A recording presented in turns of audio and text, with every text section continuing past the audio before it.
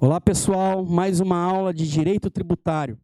Hoje nós trataremos sobre a relação jurídica tributária e a obrigação tributária. Bom, está previsto no artigo 113 em diante do Código Tributário Nacional. Primeira coisa que nós devemos falar é que a obrigação tributária não difere de nenhuma outra obrigação no campo do direito. Então vamos pensar aqui, qual é a obrigação do vendedor? Entregar o imóvel. Qual a obrigação do comprador? Pagar o valor do imóvel. No direito tributário, qual é a obrigação do contribuinte? Pagar o tributo. Qual é a obrigação do Estado? Cobrar o tributo. Então, percebam, senhores, que nós vamos ter nessa relação de direito tributário duas partes. O sujeito ativo, que é o Estado, e o sujeito passivo, que é o contribuinte ou a figura do responsável. E é interessante que essa obrigação tributária, com a presença desses dois sujeitos, sujeito ativo, sujeito passivo, ela vai se desencadear, pessoal, em duas obrigações. Uma obrigação tributária principal, que é aquela de pagar o tributo. Essa é a obrigação principal, a que mais o Estado quer, o pagamento do tributo. E uma obrigação acessória, que são obrigações do contribuinte em informar, declarar, fazer declarações, emitir nota fiscal, contabilizar receitas e despesas através dos livros contábeis. Então, essas são as obrigações acessórias. Importante dizer, pessoal, que as pessoas que têm imunidade tributária, que nós falamos em aula passada, que não vão pagar impostos, por exemplo, elas não possuirão obrigação tributária principal, mas a obrigação tributária acessória, esta permanece. Então, essa obrigação tributária, ela vai ter sujeito ativo, que é o Estado, sujeito passivo, um objeto, que é o pagamento do tributo, um nexo causal. Qual é o nexo causal? A existência de um fato gerador. O IPVA, o Imposto sobre Propriedade de Veículo Automotor. A pessoa, o cidadão, ele tem um veículo, então ele é contribuinte do IPVA. Tem um fato gerador, um nexo causal que o liga o cidadão ao Estado em razão da existência de um veículo. Bom, é importante dizer ainda, pessoal, que a obrigação acessória, ela decorre também de legislação tributária e tem por objeto prestações positivas ou negativas. Então, independente, pessoal, você não pode falar a obrigação só tributária principal que deve ter lei. Não, a acessória também. Só que algumas obrigações acessórias também têm instrumentos normativos que vão dizer como que ela vai ser cumprida. Então, a gente pode ter lei para afirmar a obrigação tributária acessória, mas também instrumentos administrativos para dizer como que vai ser o procedimento do seu cumprimento. Outro requisito importante da gente dizer nesse capítulo obrigação tributária é o fato gerador. Então, o que é o fato gerador? É aquele fato relevante para o direito tributário que vai gerar a possibilidade de cobrar um tributo, ou vai gerar a obrigação do contribuinte em pagar um tributo. Então, o fato gerador da obrigação, ela vai ser sempre definida em lei, né? O fato gerador da obrigação acessória é qualquer situação que na legislação aplicável impõe a prática ou abstenção de ato que não se configure como obrigação principal.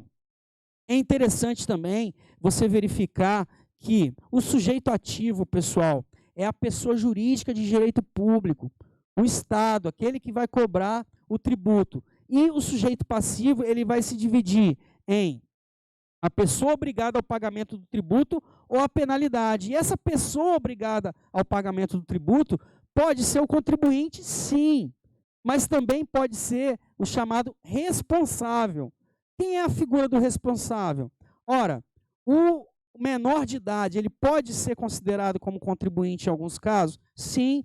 Inclusive, a certidão de nascimento do recém-nascido, ela já sai com CPF, que é o cadastro da pessoa física junto à Receita Federal. Imagina um recém-nascido que já no nascimento ele já recebe uma herança do seu pai e da sua mãe que faleceu num acidente de carro. E esses imóveis que ele recebeu estão todos alugados. E aluguel é considerado renda. Se é renda, imposto de renda. Então, o menor recebe 4 imóveis que já estão alugados e essa renda vai ser revertida para ele. Então, ele é contribuinte? Sim.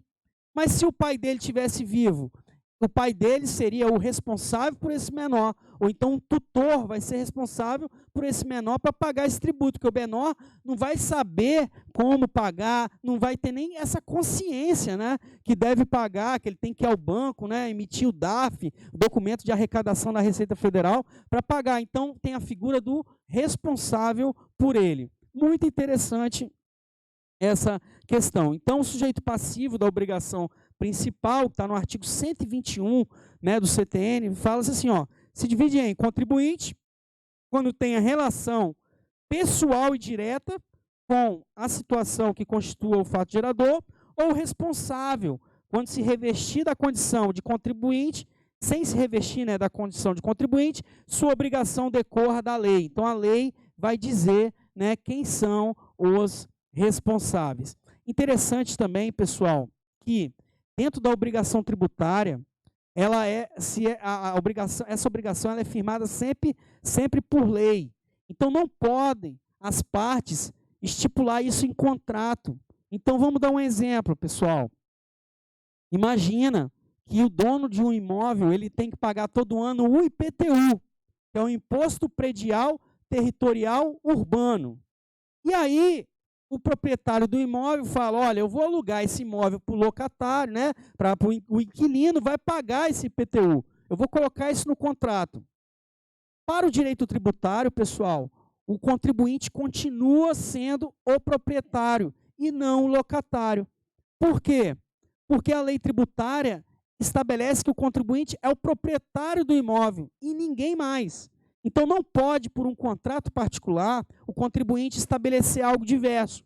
Isso está no dispositivo do artigo 123 do CTN, que fala, olha, salvo disposições de lei em contrário, não podem ser oponíveis à fazenda pública as convenções particulares. Elas não têm validade perante o Estado, né, o sujeito ativo da relação jurídica tributária. Olha que importante isso, né? Interessante também você saber, pessoal, que essa relação jurídica tributária, ela começa com a existência de uma lei. A existência dessa lei obriga o contribuinte ao pagamento e ao cumprimento de obrigações acessórias. Então, a existência de uma lei, que é a hipótese de incidência, uma lei em abstrato vai trazer obrigações aos contribuintes. Bom, se essa lei tiver pessoas na sociedade que pratiquem fatos, né, que pratiquem atos, né, que tenham fatos juridicamente relevantes para o direito tributário, onde essa lei vai incidir, a gente está falando em fato gerador. Então, hipótese de incidência, fato gerador. Então, se tiver uma lei e essa lei ocorrer no plano concreto, onde exista a hipótese fática descrita na lei, nós vamos falar em fato gerador. Então, a hipótese de incidência é a ocorrência no plano abstrato. Fato gerador, ocorrência no plano concreto. Exemplo, todos aqueles que tiverem um veículo deverão pagar IPVA. Tem alguém que tem veículo aqui nessa cidade? Não tem. Então, a gente vai ter contribuinte de IPVA? Não. Mas se tivermos um proprietário de veículo, temos um fato gerador? Temos um fato juridicamente relevante para o direito tributário, que é ter veículo, que vai gerar a possibilidade de cobrar esse tributo. O Estado vai poder cobrar o IPVA. Então, hipótese de incidência, fato gerador. E essa relação jurídica de direito tributário, ela vai avançando e a presença de vários elementos, pessoal, dentro do fato gerador, ela possibilita a ocorrência de uma obrigação tributária, obriga o contribuinte. Quais são esses elementos, pessoal? Os elementos são, olha, sujeito ativo, sujeito passivo, base de cálculo, alíquota, que vai poder consumar o cálculo do tributo e dizer para o contribuinte, ó, a conta está aqui, contribuinte, você precisa pagar. Então, se tivermos todos esses elementos, temos realmente uma obrigação tributária no plano concreto. Então, hipótese de incidência, fato gerador, obrigação tributária. Mas, pessoal, pode ser que essa obrigação tributária, ou qualquer outra obrigação, seja descumprida. E sendo descumprida, né, ou então visualizando, né, a possibilidade dessa obrigação, também o contribuinte pode falar, não quero cumprir. E aí, tendo o cálculo do tributo, né, esse cálculo do tributo será feito através da presença desses elementos, base de cálculo e alíquota, sujeito passivo, sujeito ativo, tendo o valor do tributo e o contribuinte não quiser cumprir, só temos a possibilidade de fazer cumprir através do protesto, do cartório de protesto, a Lei 9492 de 97, ou a chamada execução fiscal, a Lei 6830/80. Então, não temos outra forma. Então, como é que se desencadeia a relação jurídica tributária? Primeiro, temos que ter uma lei. Então, a gente fala em hipótese de incidência. Temos que ter um fato relevante para o direito tributário. Então, nós falamos em fato gerador. Nós temos que ter uma obrigação tributária, onde traz todos os elementos, né, para que faça o cálculo do tributo. Todos os elementos, quem é o sujeito passivo, né? Então, temos que ter a obrigação tributária. E depois temos que ter o crédito tributário. O que é o crédito tributário? É o tributo calculado. É o valor do tributo calculado, é dar liquidez ao valor do tributo. Dizer, olha, contribuinte, você tem R$5.000 para pagar de imposto de renda. E se você não pagar, nós vamos inscrever você em dívida ativa, você vai passar a ser devedor do Estado, e se você continuar não pagando, teremos que te protestar ou ajuizar uma execução fiscal. Então, esse é o caminho da relação jurídica tributária, que inicia com a criação de uma lei e finaliza com o desaguar no judiciário, a cobrança através da execução fiscal. Então, esse é o passo a passo, né, do direito tributário, do início ao fim.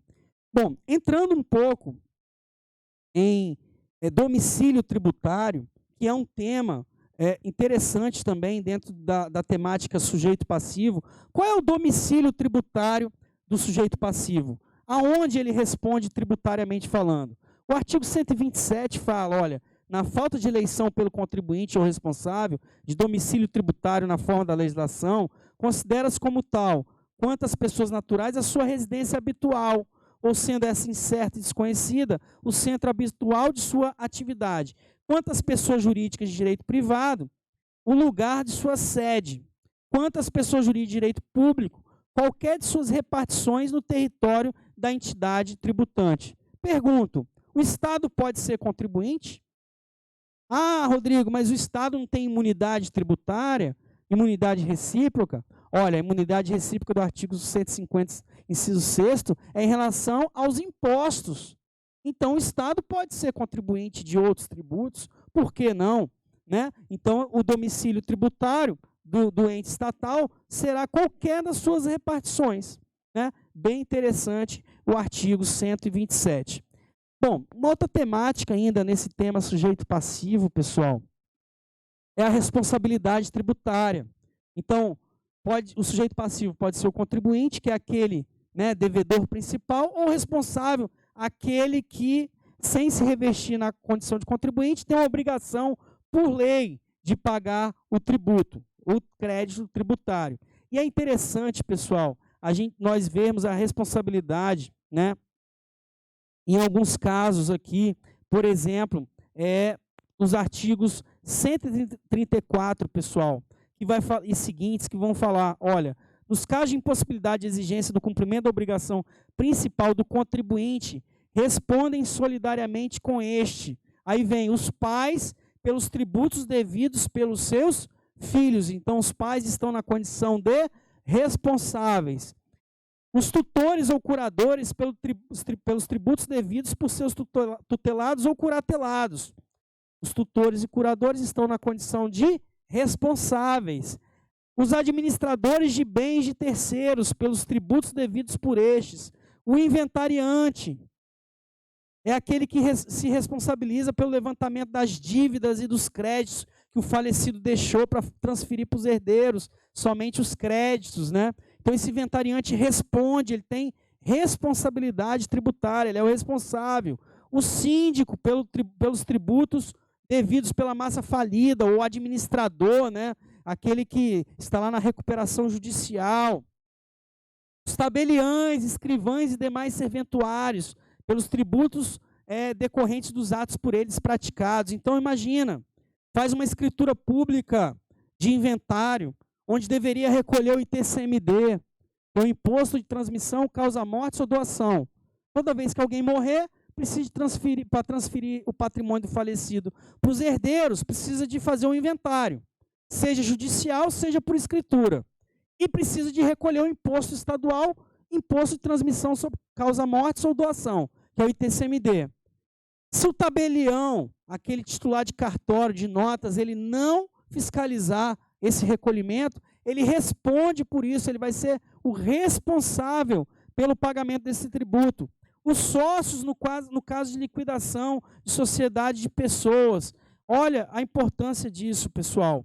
O artigo 135 também fala, são pessoalmente responsáveis pelos créditos das obrigações tributárias. As pessoas referidas no artigo anterior, que é o artigo 134, os mandatários prepostos e empregados, os diretores, gerentes, representantes de pessoas jurídicas de direito privado. Muito importante isso. Isso já caiu várias vezes em concurso, esses dispositivos aqui do artigo 134 e 135 do Código Tributário Nacional. Importante também dizer, pessoal, que a responsabilidade por infrações não depende da intenção do agente.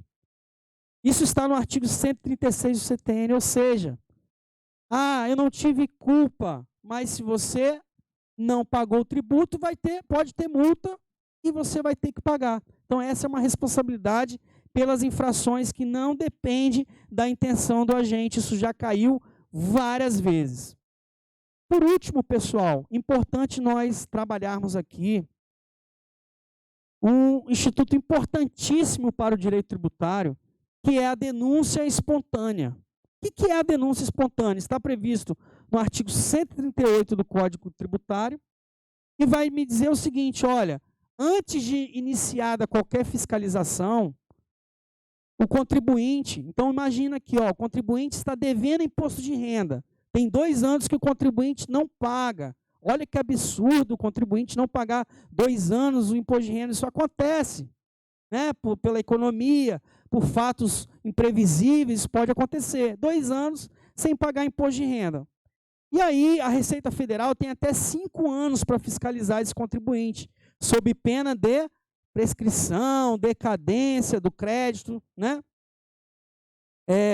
Prescrição do crédito tributário, decadência para constituir o crédito tributário, enfim. E aí tem 5 anos para verificar se foi pago ou não o tributo.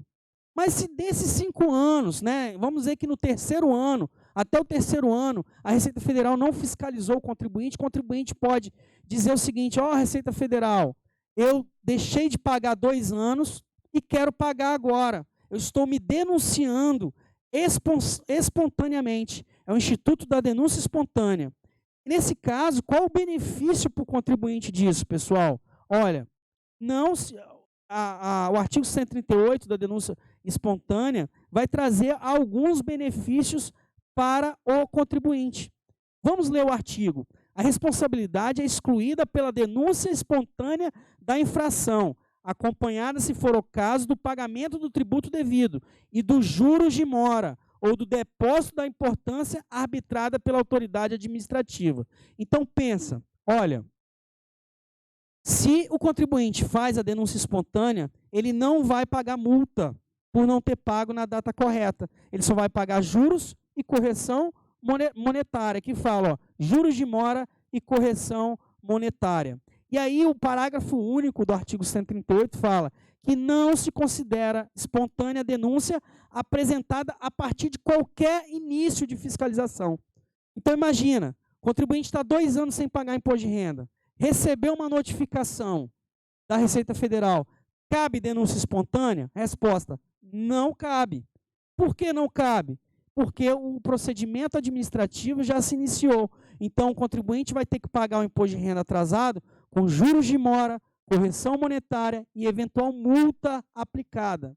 E algumas multas, pessoal, podem chegar até 150% do valor do tributo. Então, fica aí essa matéria interessante, esse capítulo da relação jurídica tributária e obrigação tributária, para todos vocês estudarem a fundo, porque é muito importante essa temática para concurso, para provas e para a prática também. Então, direito tributário na mente, na cabeça e no coração. Até a próxima aula.